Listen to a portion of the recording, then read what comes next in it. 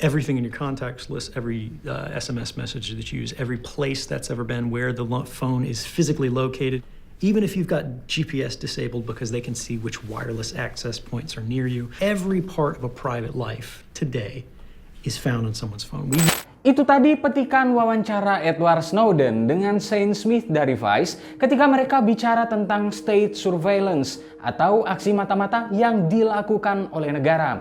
Kita semua tahu Edward Snowden adalah mantan pekerja National Security Agency atau NSA di Amerika Serikat yang membocorkan aktivitas mata-mata lembaga-lembaga negara tersebut.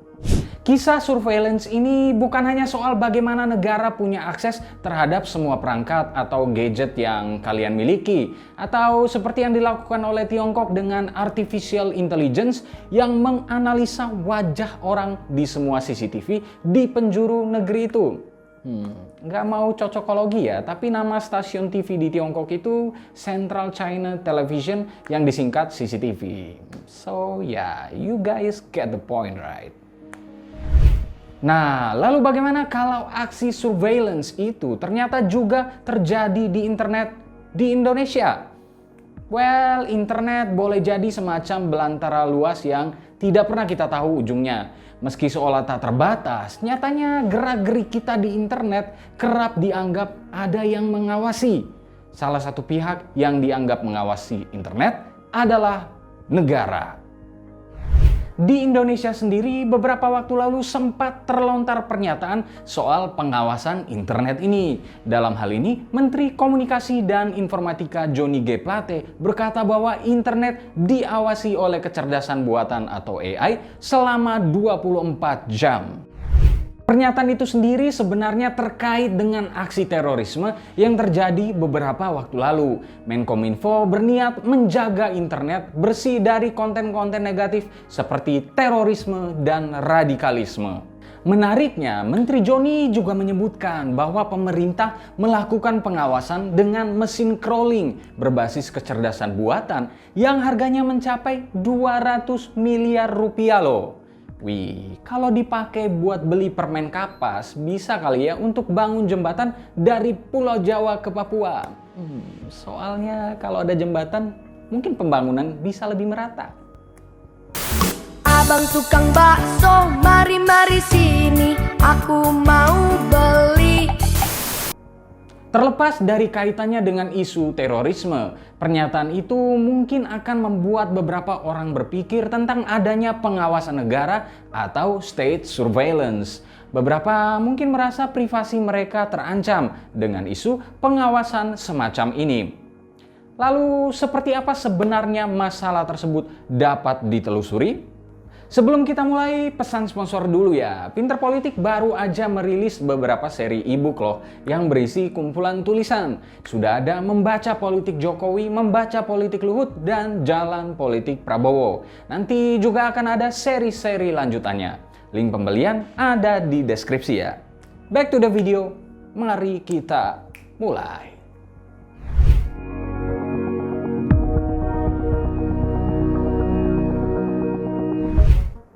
Internet seolah menjadi ruang yang membuat orang-orang benar-benar bebas berekspresi dan mencari apa saja. Banyak orang merasa aman untuk bertualang di rimba virtual ini sehingga tak sadar kalau sebenarnya bisa saja ada yang memantau gerak-gerik mereka. Terkait dengan hal itu, pernyataan Menkominfo Johnny jadi salah satu gambaran bahwa internet tak sepenuhnya bebas. Ada pihak yang mengawasi dengan tujuan tertentu yang dalam konteks pemerintah adalah mewujudkan internet yang bersih dari konten negatif. Di atas kertas, hal ini tergolong masuk akal. Dengan titel bebas tadi, siapapun bisa menaruh dan mencari konten apa saja, termasuk yang bisa memiliki muatan negatif. Salah satu contohnya adalah konten berbau kekerasan atau bahkan terorisme. Rentetan kasus terorisme dalam beberapa waktu terakhir seolah membuka mata banyak pihak. Paham kekerasan berbau agama ternyata mudah dan cepat sekali menyebar. Salah satu perantaranya jelas adalah internet. Oleh karena itu, memang pemerintah merasa perlu mengawasi arus penyebarannya. Untuk kasus konten terorisme sendiri, pemerintah sebenarnya sudah melakukan tindakan khusus. Salah satunya adalah pemblokiran konten terorisme di berbagai platform yang hingga April 2021 telah mencapai 20.453 situs. Nah, dalam pengawasan internet ini, Menkominfo sendiri menyebut ada alat crawling berbasis kecerdasan buatan. Meski demikian, tak dirinci alat crawling mana yang dimaksud. Jika ditelusuri, Kemenkominfo memang memiliki mesin crawling konten negatif. Mesin ini sendiri dinamai AIS dan telah beroperasi sejak tahun 2017. Merujuk pada situs Kominfo sendiri, mesin ini disebut bernilai 200 miliar rupiah.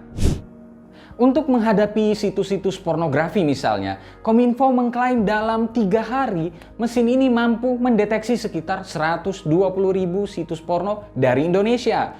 Itu hasil dari 1,2 juta alamat internet yang di-crawling. Wow, kalau kata kunci yang dimasukkan yang lain bisa banyak juga kali ya yang tersaring. Dalam proses pengadaan mesin itu, PT Industri Telekomunikasi Indonesia atau INTI berhasil memenangkan pelelangan. Oleh karena itu, perusahaan tersebut juga bertanggung jawab membangun mesin crawling tersebut untuk Kemenkominfo. Adanya alat crawling Kemenkominfo dapat menjadi gambaran bahwa ada pengawasan negara atau state surveillance dalam penggunaan internet di Indonesia. Namun, apakah berarti hanya negara yang mengawasi? Jika merujuk pada laman Kominfo, cara kerja sistem crawling ini adalah dengan memasukkan kata kunci pencarian. Saat kata kunci sudah ditentukan, mesin bisa menemukan jutaan konten hanya dengan sekali klik. Nah, jika mendengar kata crawling dan kata kunci alias keyword, beberapa orang terutama yang berkutat di dunia search engine optimization mungkin akan teringat dengan satu nama. Nama yang dimaksud adalah raksasa teknologi asal AS, Google. Tak bisa dipungkiri, Google adalah tempat dari berbagai kata kunci pencarian di seluruh dunia. Memang ada banyak mesin pencari lain, tapi popularitasnya relatif jauh tertinggal dibandingkan Google. Bisa dibilang, untuk urusan pencarian dan kata kunci ini, memang Google rajanya. Oleh karena itu, banyak pembuat konten sekarang ini memang memaksimalkan kata kunci agar masuk ke dalam radar crawling Google.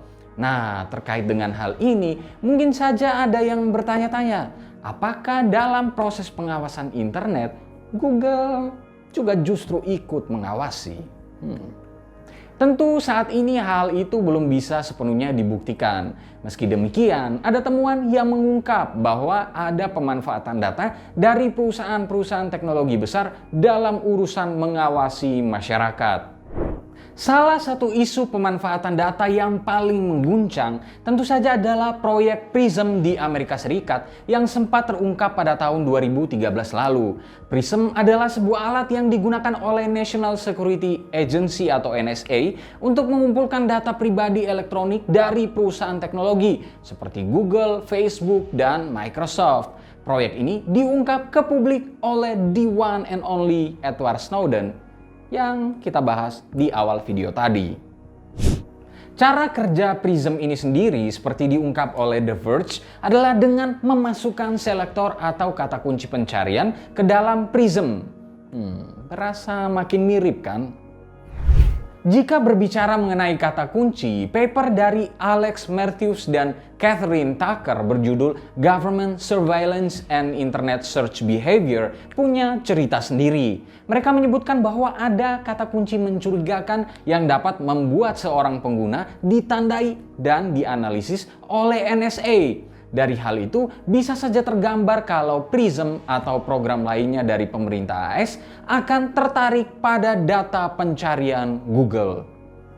Lalu, apakah ada pola serupa untuk program di Indonesia? Tentu sejauh ini belum bisa dibuktikan lebih lanjut.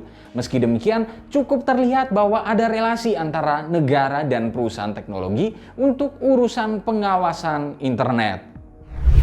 Terlepas dari hal itu, sebenarnya boleh jadi urusan privasi dan keamanan data akan selalu melibatkan negara dan sektor bisnis.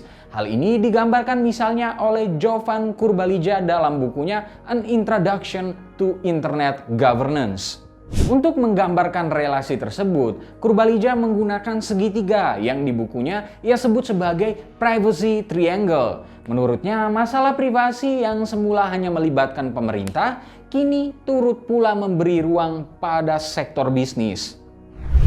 Dalam segitiga tersebut, kemudian tergambar kalau privasi di era informasi melibatkan individu, pemerintah, dan bisnis. Dalam hubungan antara negara dan individu, cukup jelas tergambar bahwa negara memegang begitu banyak data pribadi milik warganya. Lalu, dalam hubungan antara individu dan bisnis, cukup tergambar pula bahwa bisnis memiliki beragam data masyarakat melalui berbagai aktivitas, mulai dari membuka rekening hingga pencarian di internet. Lebih jauh, melalui teknologi terkini, bisnis juga dapat mengetahui preferensi dari seorang individu tertentu. Yang paling penting adalah hubungan antara negara dan bisnis. Keduanya sama-sama mengumpulkan data pribadi dari individu. Memang, dalam kondisi ideal, relasi keduanya bisa berupa negara melindungi data individu dari pebisnis. Meski demikian, menurut Kurbalija, beberapa data ini digunakan negara dan bisnis untuk menekan tindakan terorisme, sekalipun tidak menutup kemungkinan bisa juga digunakan untuk kepentingan yang lain. Berdasarkan kondisi tersebut, bukan tidak mungkin bahwa terjadi relasi khusus antara pemerintah dan perusahaan seperti Google. Tak ada yang tahu pasti. Sampai itu terjadi, mungkin pesan banyak orang di media sosial harus kalian perhatikan, yakni hati-hati selalu kalau kalian berinternet. Jutaan orang bahkan tidak menyadari bahwa mereka bisa menghasilkan 2-3 dolar sehari. Nah, lalu bagaimana menurut kalian? Seperti apa pandangan kalian soal state surveillance ini di internet? Berikan pendapatmu.